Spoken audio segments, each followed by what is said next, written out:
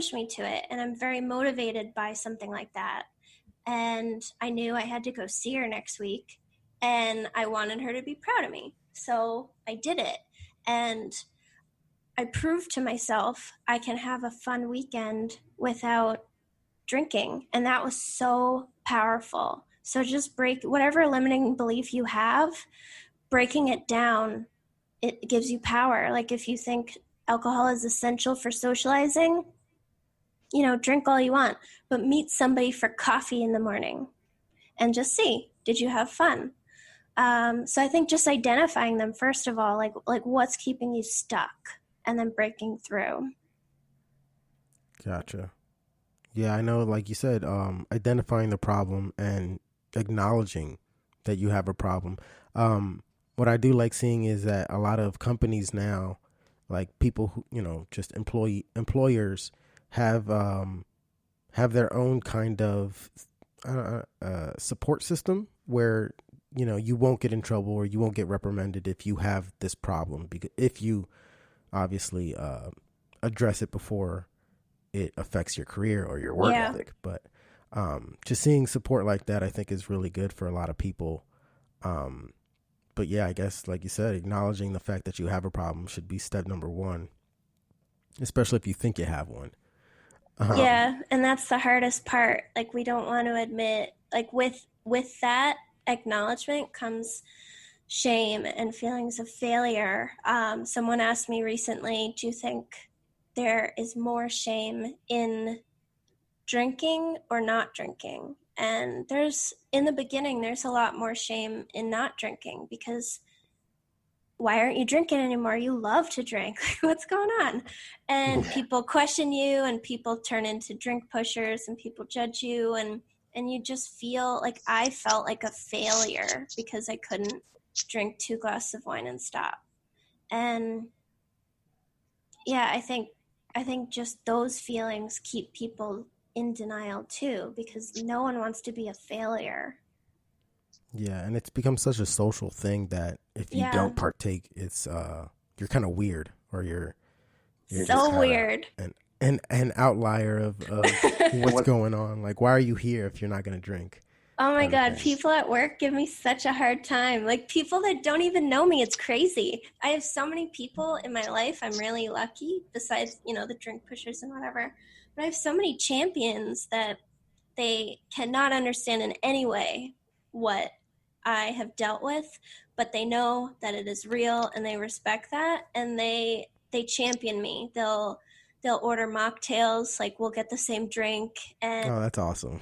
and then there's other people, like complete strangers, that will give me a hard time. Like once at a company thing, some stranger was giving me a hard time in front of the VP of my department, like my boss's boss's boss, like all the bosses.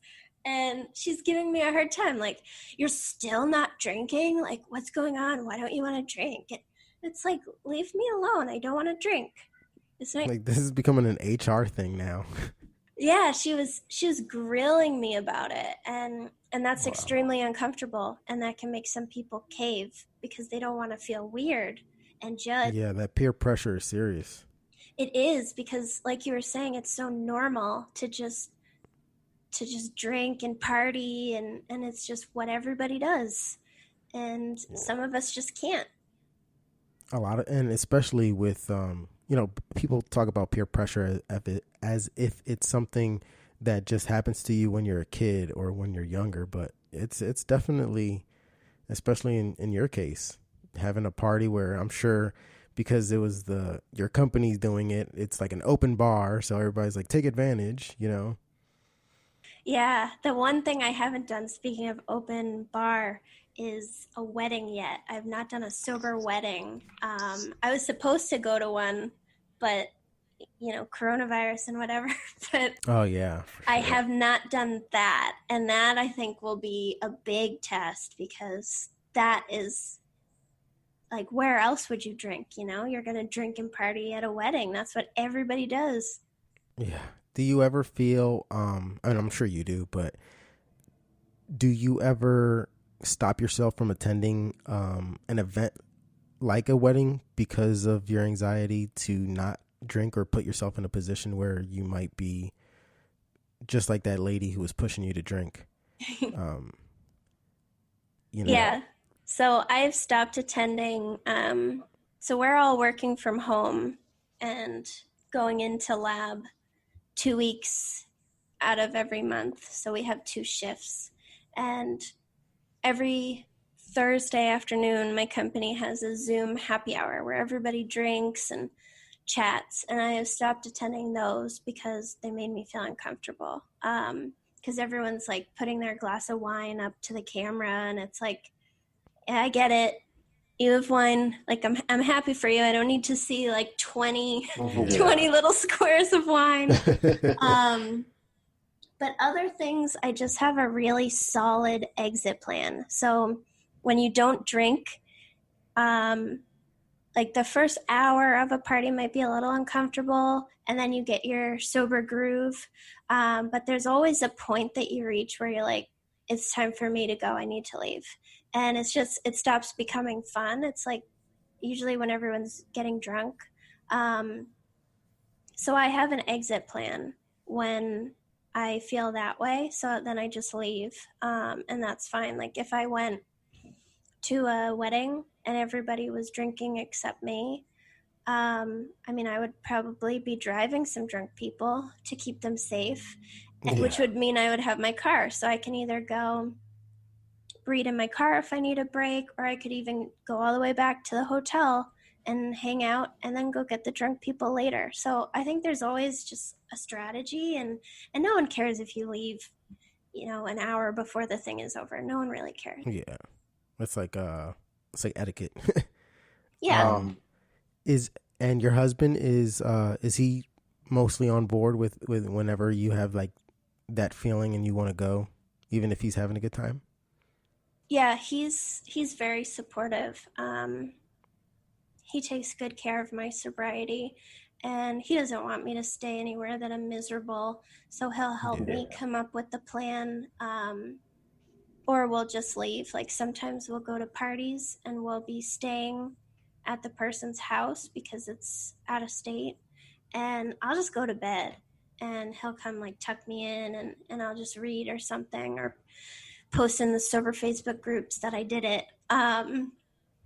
But yeah, he's very supportive, and he just doesn't want me to feel that anxiety. Like if you feel that you need to leave and you don't, you're going to feel pretty bad soon if you force yourself to stay. So he doesn't want me to feel bad.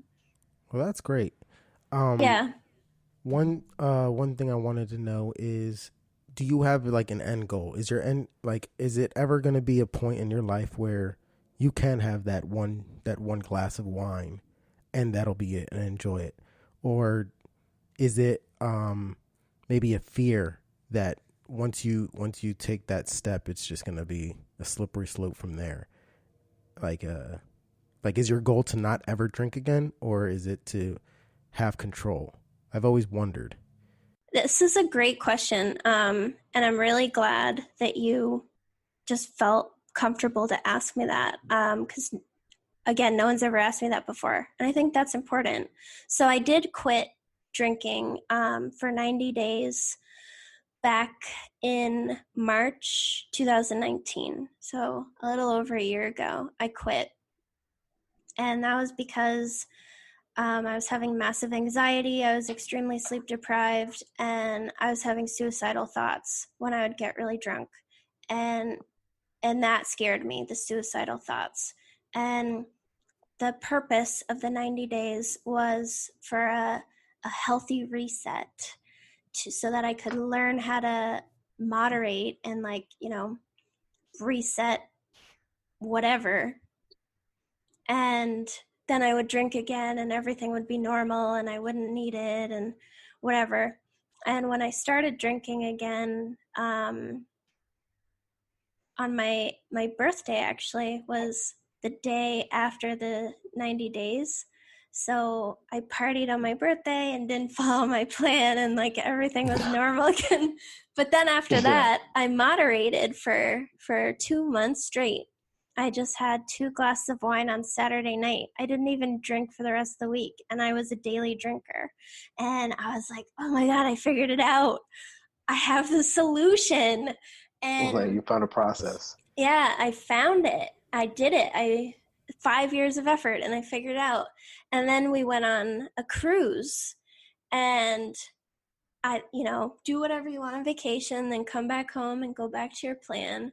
And the cruise blew me up. I drank every day, all day on the cruise. Oh boy. And then when I came home, I was right back to normal every single day drinking. And then pretty quick, the anxiety was back.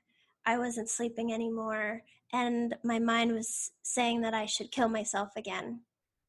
It all came right back immediately. As soon as I started drinking for real again, it was all back, and I had no control. Wow. I couldn't do the moderation thing that I figured out. I couldn't do it. And that's why I quit, because I knew for sure no time off would change me. And that's the truth. Like if you're someone like me and you can't drink because you have one and you want 100, you're never gonna learn to be any other way. Like you can't. I say a lot, like drinking is not a skill. You can't learn to have whatever moderation means to you. You can't learn how to do that. You can either do it or you can't. And Right. I know even if I like quit for 10 years and then I was like, let's go 1 drink on Saturday, we got this, maybe I would do that for a while. And then something would happen and I would get pulled right back into everyday drinking. And then I'd be up all night again and want to kill myself again. And my fear is that I would actually go through with it. Because Right. it happens to a lot of people. They have those suicidal thoughts when they're extremely drunk, and then they act on them. And it either, it works or it doesn't work. And some people, they're unfortunate enough to permanently blind themselves in their attempt, or disable themselves in some other way. And it's just very sad. And as soon as I quit, those feelings went away. So they're not real. And to act on something that's not real is just so sad. And so I know it would all just come flooding back. So when I quit back in November, is forever. Wow. Well, thank you for sharing that. I know that's a very personal thing, and I'm glad that you gave some insight, because I'm sure some of the people who are going to listen to this will definitely, can definitely relate. So I appreciate that. I know you have a blog, and you have your Sober Power podcast. Do you have any other outlets that people can find you or seek your help if they need to? I'm on Instagram too, also Sober Powered, and I have a Facebook group for sober people, also called Sober Powered. So Well, easy to Awesome. remember. Yeah, that's great. One last question: Why did you why did you feel the need to start doing a podcast about this? Because I think there's so much shame around being like me, and I think there's a lot of stigma. I think people assume if you can't drink, you are a loser and a failure, and there's something wrong with you. You're like other. And I think that I am well equipped. 2 degrees. I don't think I look like a failure or a loser. Married. And I think that I should share my story so people know even non-losers have a trouble in their lives. You don't have Right. to destroy your life and end up homeless and or go through like the worst withdrawal ever that you have to go to the hospital. Like you don't have to be that extreme to also have a problem. Yeah, like you said, it depends on what you consider your rock bottom. Yeah. And you've reached yours, and you haven't been living under a bridge, as you said before. Yeah, it's So, a threshold. right. And some people, their threshold was acting on those thoughts and failing, and then that woke them up. I do have friends